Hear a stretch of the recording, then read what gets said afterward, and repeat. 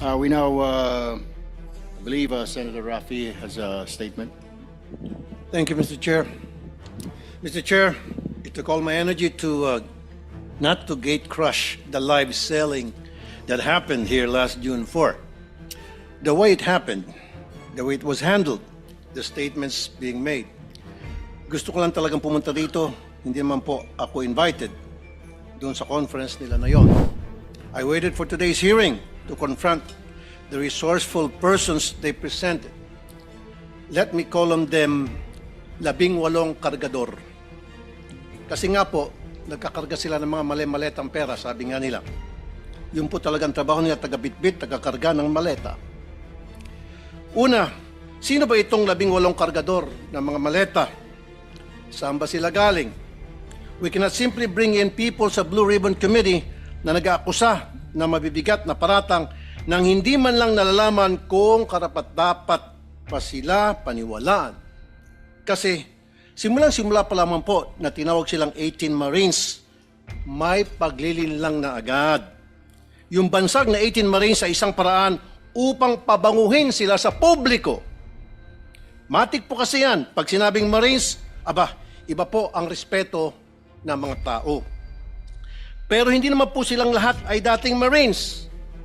At mahigit kalahati sa kanila ay discharged without honors or dishonorably discharged from service for various offenses. Ibig sabihin, palpak sila. Tulad ng pagiging AWOL o absent without leave. Why is this information very important? Because for people to believe their allegations, it must come from a credible and reliable source. And so, the people using them portray them as heroes. God damn. Sabi nga ng isa sa mga senador na dumalo nung araw na yon, bayani daw po sila. Pero nakakaya naman po sila sa iba nating mga bayani. Na itong 18 kargador na ilang taon nagtrabaho kay Saldico, may 7 years at 9 years at nagbitbit daw, sabi nila, ng sangkatutak ng maleta ng pera. At bigla na lang tinubuan ng konsensya at ngayon ay naninira ng buhay ng mga inosenteng tao, ay tatawagin nating bayani. Pasensya na. Hindi ako papayag na matabi ang mga sinungaling nito kila Jose Rizal, Andres Bonifacio at mga dakila nating OFWs. At dito papasok ang Pangulo kong punto. Hindi lang po ang kredibilidad ng 18 kargador ang kaduda-duda. Ang mismong testimonya nila ay nakakapagtaka. Lumabas na po ang ilan sa mga ito sa balita, pero pasadaan lang po natin. Let me show some video clips of the hearing. Video 1. Si Father Flavi ay hinatiran ko ng pera doon sa Mindanao Ab. Isang sobre yun, sir. Anong lugar po yun? Sa Mindanao Ab, sa mismong simbahan niya, sir. Sa may gilid ng kalsada.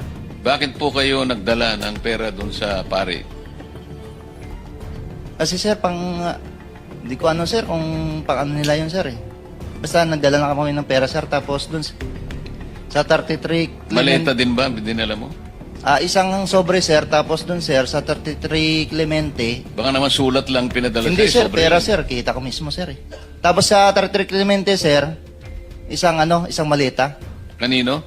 Kay Father Flavi, binuhat ko papunta sa sakyan niya. Tapos yung suot niya, sir, itim na pangpare. Sagot naman ni Diocese of Cubao Bishop Elias Ayuban Jr., there is no church entrusted to the Society of the Divine Word on Mindanao Avenue or anywhere in its vicinity.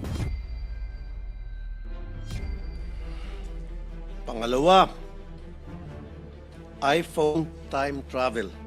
2024 pa lang, wala pang iPhone 16e noong 2024. Pumutok yung flood control po, 2024.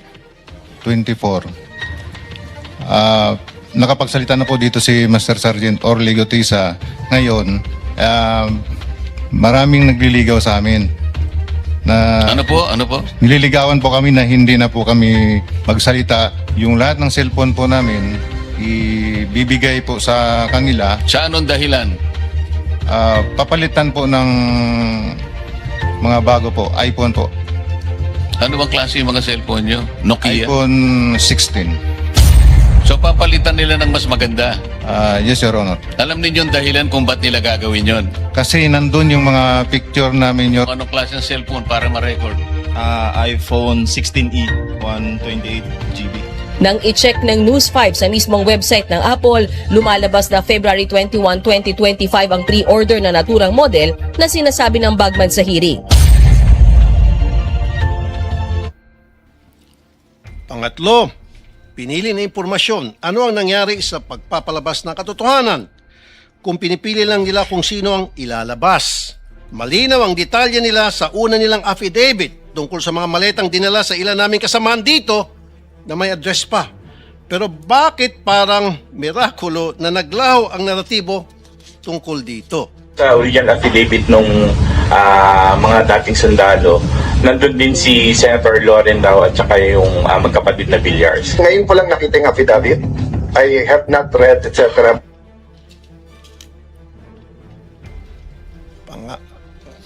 Pangapat, aking pinasilip ang lugar na yon sa Makati. Video 4, money changing.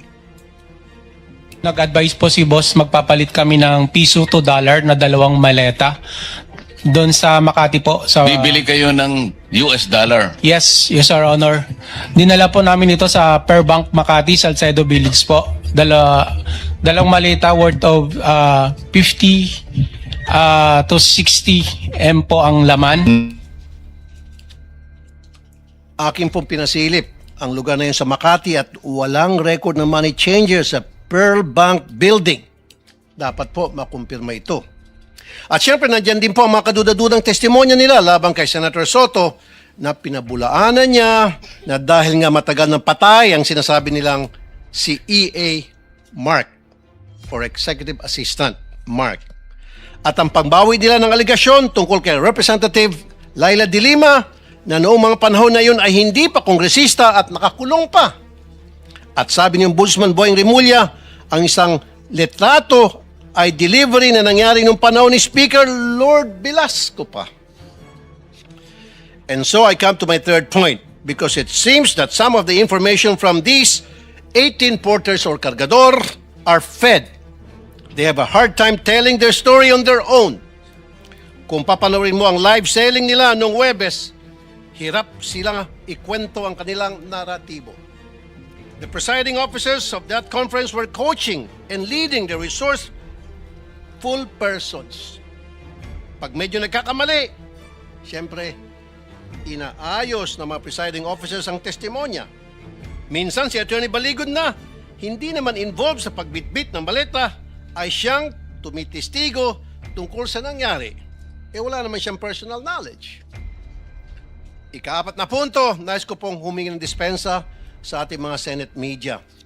Bilang broadcaster at kasapi ng media, masakit po tuwing nababansagan ng ilan sa atin na bayaran kasi nasisira po ang propesyon natin. Pero itong pagsisigawan na bayaran ng karamihan sa atin, dito sa lugar na tinawag nyo ng tahanan at buong puso nyong pinoprotektahan sa pamamagitan ng makatotohanang pagpapahayag, ay tatawagin kayong bayaran. Hindi po tama yun. This institution, time and time again, owes you its dignity because you keep the senators on their toes and make sure we stay true to the Filipino people. At kay Senator Cayetano, huwag po tayo masyadong demanding. Ano po? Ito magreklamo na wala ka sa front page. Limited po ang front page space ng mga dyaryo. Kaya pili lang po talaga ang nalalagay dyan. Pero hindi ibig sabihin hindi na sila patas. Dahil kung titingnan mo naman online, all these news outlets reported his statement. It is in their online platform. Kung saan libo-libo ang nagbabasa. The front page is reserved for the biggest and latest news. Yun bang bagong kaganapan?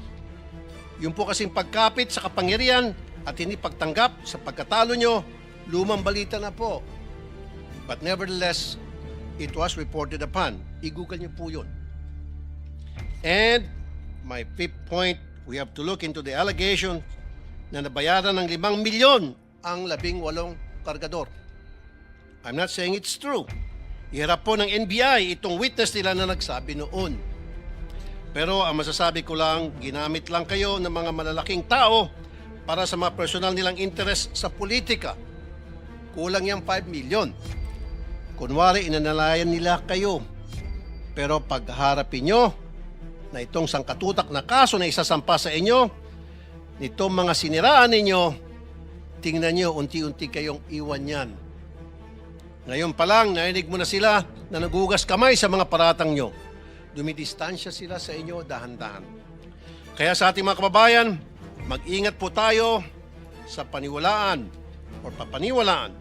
Remember, the devil can cite the scripture for his purpose.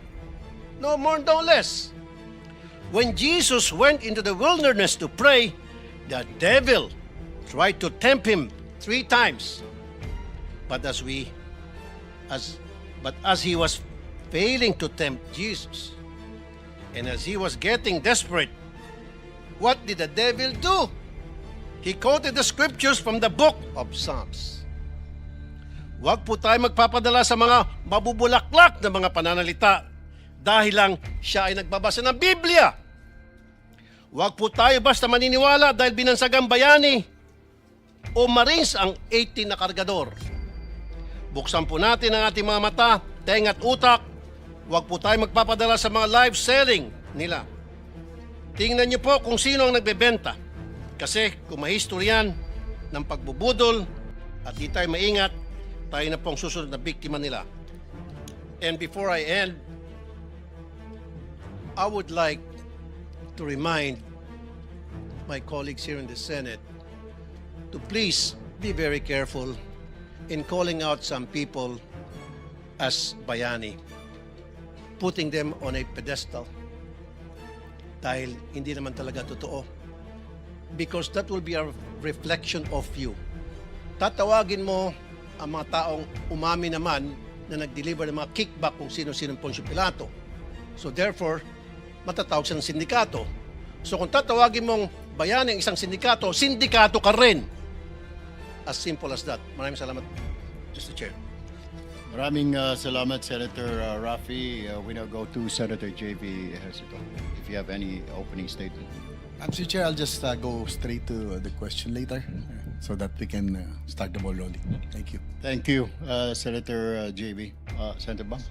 Okay. Now we go to Senator Tito Soto. Thank you. I'm just here to listen. I actually would not want to dignify parang siningit na doon sa salaysay. But nevertheless, I'm here to listen, Mr. Chairman. Thank you.